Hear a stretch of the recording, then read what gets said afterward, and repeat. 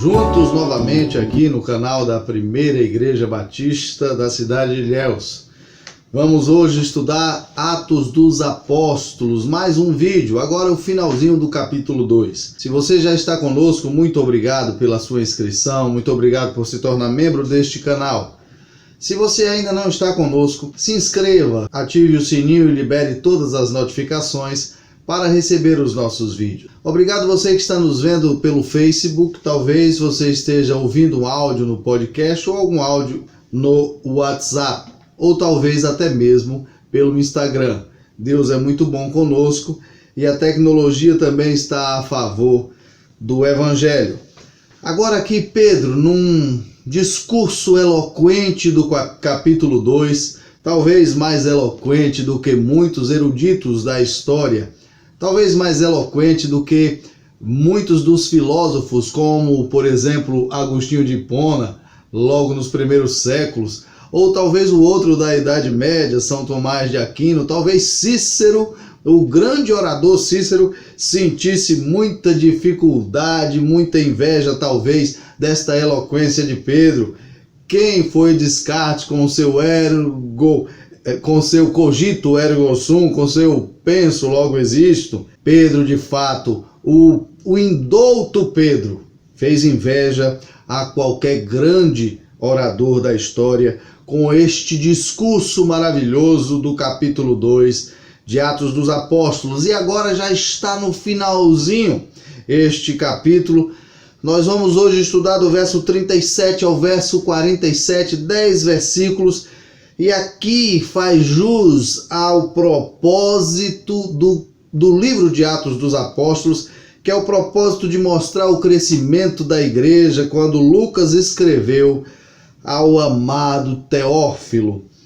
Pedro já começa respondendo uma pergunta que, depois do discurso todo, aquilo gerou uma inquietação naqueles que estavam ouvindo, e eles fazem uma pergunta no verso 37, que é uma pergunta importantíssima e que serve para cada um de nós. Todos os que entendem a mensagem fazem logo essa pergunta, ou no próprio coração, ou perguntam a alguém como eles fizeram.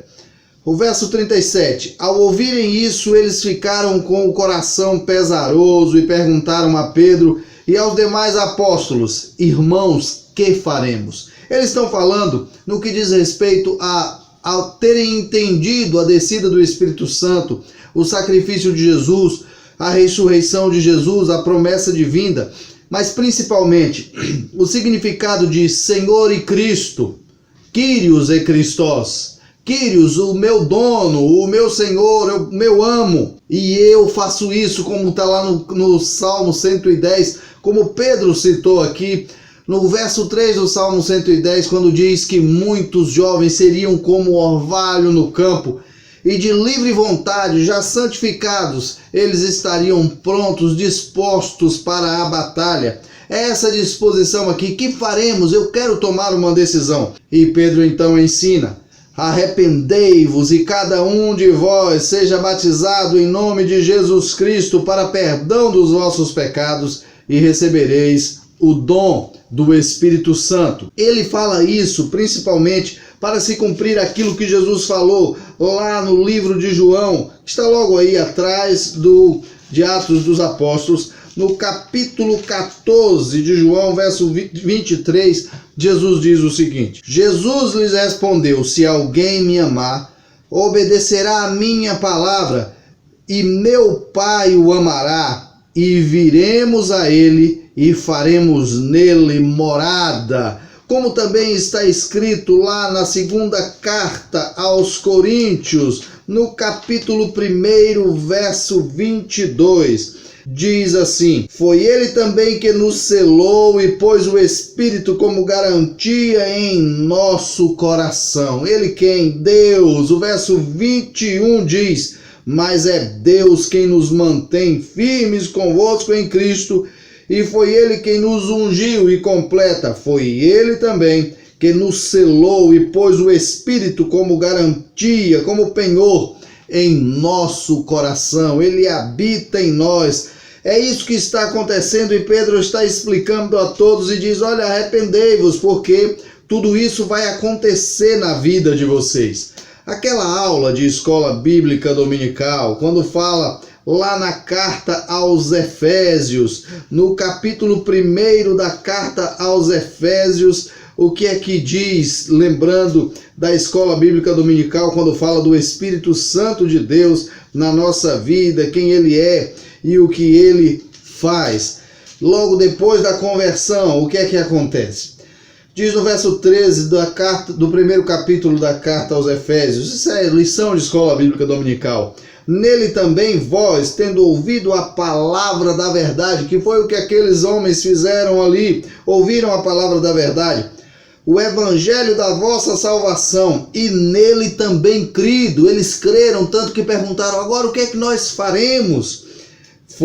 Fostes selados com o Espírito Santo da promessa. É isso que está acontecendo aqui, é isso que Pedro está ensinando. Olha, ele veio, ele agora foi enviado, ele vai morar nos nossos corações, ele é a garantia, o penhor, é o selo, mas vocês têm que tomar uma atitude. E qual é a atitude? Metanoia, mudança de mente, mudança de pensamento, mudança de direção. Arrependei-vos, é o que diz o verso 38. Pedro então lhes respondeu: arrependei-vos e cada um de vós seja batizado em nome de Jesus Cristo para o perdão dos vossos pecados, e recebereis o dom do Espírito Santo, que é exatamente tudo isso, todos esses versículos que nós lemos desde lá, de João 14, 23, até 2 aos Coríntios, capítulo 1, verso 22, e Efésios 1, 13.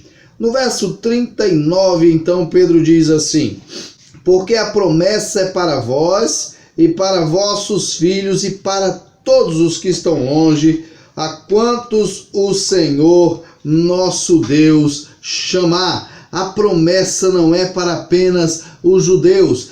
Ele está dizendo, vocês que são de todas as regiões, façam isso, arrependam-se, porque a promessa de Deus é para todas as pessoas. E hoje o Senhor vos chama, é para todos que o Senhor chamar. E a Bíblia ensina que muitos são chamados, mas poucos são escolhidos. Isso diz respeito à eleição. Mas aí já é um outro processo, a questão da fidelidade, da intenção, da dignidade de quem se coloca diante de Deus para receber aquilo que Deus deu de graça, gracioso, que foi a salvação em Cristo Jesus. Se isso foi sincero, se isso foi como algo verdadeiro, aí com certeza esse é um eleito, porque existem muitos falsos no meio dos verdadeiros. Mas o que Pedro está dizendo é que a promessa é para todos. E aí vem o verso 40, onde ele diz exatamente dessa decisão de cada um. Onde ele dá conselhos com outras palavras e diz da decisão de cada um, quando ele diz buscai salvar-se ou salvai-vos dessa geração perversa. Olha só, e os aconselhava, o verso 40, e exortava com muitas outras palavras, dizendo, salvai-vos dessa geração perversa. Ele está dizendo, é necessário que vocês tomem uma decisão, é necessário que vocês tomem uma atitude. Não continuem desta forma que esta geração vive, como Paulo vai ensinar aos romanos, não vos conformeis, não tomeis a forma dessa geração, salvai-vos disso. Tome a decisão de abraçar, de crer na salvação que já foi providenciada por Deus em Cristo Jesus. E aí, no verso 41, diz o seguinte: desse modo, os que acolheram a sua palavra foram batizados, e naquele dia juntaram-se a eles quase 3.000 pessoas. Olha aí o crescimento maravilhoso da igreja. Lembrem que eles estavam reunidos em 120 pessoas. O texto que está lá na primeira carta aos Coríntios, capítulo 15, versos de 3 a 7, diz que após ressurreição, Jesus apareceu de uma só vez a mais de 500 pessoas. 1 aos Coríntios, capítulo 15, versos de 3 a 7. Então, depois de aparecer a mais de 500 pessoas, agora ele acrescenta-se à igreja quase 3.000 pessoas. Olha que crescimento exponencial. Olha lá, o capítulo 15, verso 3 a 6. Porque primeiro vos entreguei o que também recebi. Cristo morreu pelos nossos pecados, segundo as Escrituras, e foi sepultado, e ressuscitou ao terceiro dia, segundo as Escrituras. E apareceu a Cefas e depois aos 12. Depois apareceu a mais de 500 irmãos de uma só vez, e a maior parte deles ainda vive, mas alguns já faleceram. Com certeza tinham muito mais convertidos. Mas se a gente pegar esta crescente aí, a gente vai verificar que agora tem quase 3.000 novos convertidos. É o crescimento da igreja que vai ser relatado por todo o livro de Atos dos Apóstolos. Agora, converteram-se, batizaram-se, então é necessário ter uma forma de viver diferente. É a forma de vida de todo crente, é a forma de vida da igreja. Ele vai destacar pelo menos 4 pontos essenciais necessários na vida daqueles novos convertidos. É o que está aí no verso 42, muito utilizado recentemente pela igreja nas casas, pela igreja multiplicadora, que diz assim: e eles perseveraram no ensino dos apóstolos, 1, na comunhão, 2, no partir do pão, 3, e nas orações. É a forma de viver agora dos novos convertidos. É uma comunidade diferente, diferenciada. É necessário permanecer na didaquê dos apóstolos. O que vem a ser essa didaquê? Esse ensino dos apóstolos é um discurso de instrução. É necessário viver ou preservar ou permanecer, perseverar nessa instrução dos apóstolos, nesses preceitos, nesses ensinos, nessa doutrina apostólica. Apóstolos, todos aqueles que foram comissionados por Jesus. É desses apóstolos que está falando aqui nesta palavra. É o mesmo que dizer que permaneciam na doutrina de Cristo, que Cristo ensinou, que foi ensinada por Jesus aos apóstolos, aqueles que Cristo enviou, aqueles que Cristo comissionou. O segundo ponto, comunhão. A palavra koinonia significa uma parceria, uma participação do todo, um compartilhar, é uma comunicação, uma contribuição, uma distribuição. É isso que é a koinonia, é o ato de participar, de compartilhar por causa de um interesse em comum. É necessário que a igreja tenha um interesse em comum, compartilhe, distribua, comunique. Agora passe por todo este processo de ter tudo em comum. Ninguém mais tem nada propriamente seu. O terceiro aí, o partir do pão. E aí a gente precisa fazer uma reflexão mais profunda neste partir. Partir lá no grego é quebrar o pão. Como assim quebrar? Está falando do pão asmo, do pão sem fermento.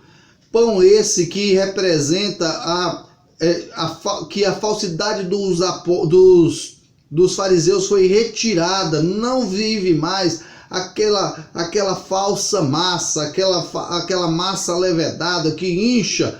Não é a massa sequinha. Por isso o pão era quebrado, porque era compartilhando aquilo que era sem falsidade.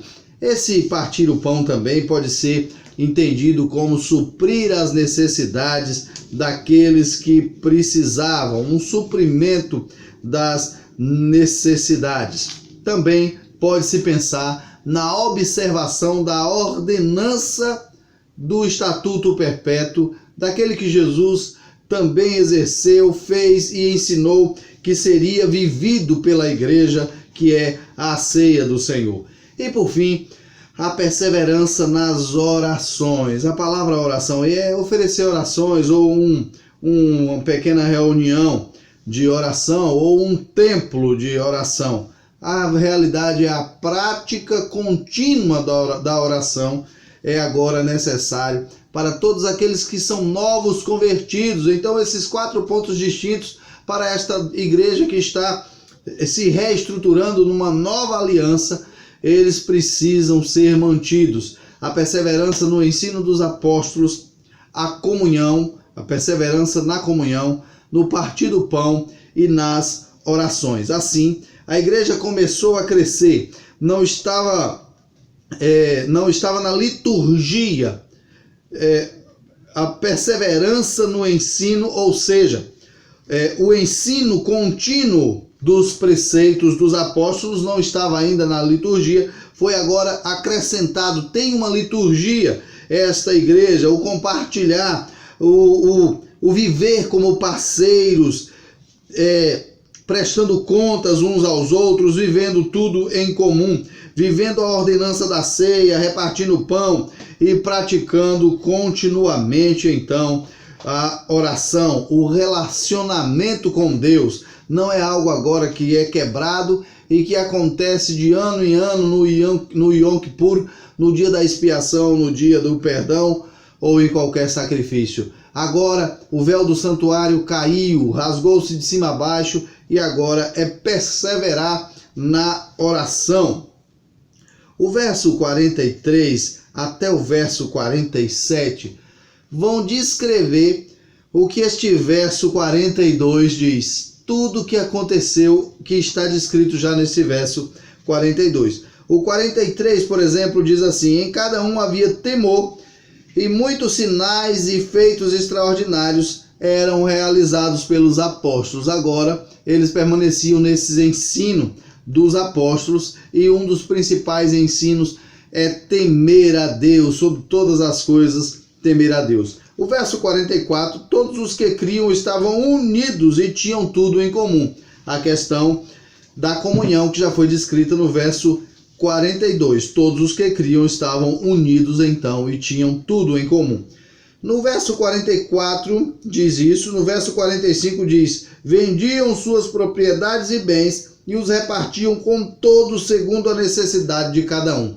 Tanto esta ideia de ter tudo em comum, como a ideia do partir do pão, suprindo as necessidades do todo. E o verso 46, e perseverando de comum acordo todos os dias no templo, e partindo o pão de casa em casa, comiam com alegria e simplicidade de coração. Aí o compartilhar das suas coisas, o repartir do pão, o suprir das necessidades, mas tudo isso com um detalhe, uma característica ímpar: simplicidade de coração.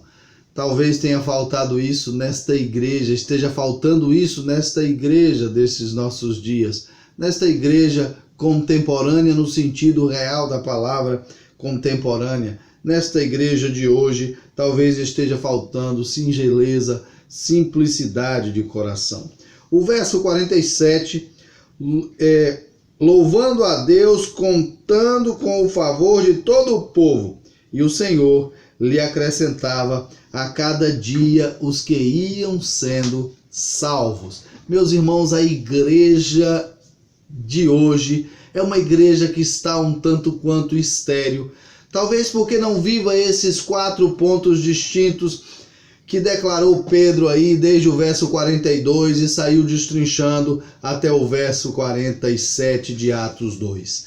É necessário que tenhamos simplicidade de coração, mas que permaneçamos na doutrina dos apóstolos, doutrina bíblica. Os apóstolos primavam por todo o ensino de Jesus, que falava de todo o Antigo Testamento, apontando para os dias da plenitude dos tempos e para o dia da descida do Espírito Santo, para a salvação, para o retorno de Cristo Jesus, o grande dia.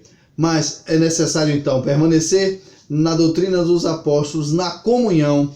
É necessário permanecer nas orações, mas tem que partir o pão e suprir as necessidades dos outros com uma característica distinta, que é a simplicidade de coração. Que Deus nos abençoe, nos ensine a ser assim. Agradeçamos todos os dias por esse discurso de um pescador, de um homem indouto, mas que Deus deu tanta sabedoria para explicar, para compreender todos os tempos que viveu com Jesus, tudo que ele falou, para então agora colar e montar o quebra-cabeça e ensinar aqueles homens que vieram de todos os lugares daquela região para aquela festa de Pentecostes, para que eles pudessem ouvir e ser transformados por Deus e viver vida nova após o arrependimento e o batismo em nome de Jesus. Se você ainda não é convertido, está vendo este vídeo, faça esta pergunta, e se já fez essa pergunta no seu coração, o que faremos? Eu te digo o que Pedro disse: arrependei-vos e seja batizado em nome de Jesus para o perdão dos vossos pecados, para a salvação e para a vida eterna. Deus abençoe, um grande abraço e até a próxima, se Deus quiser.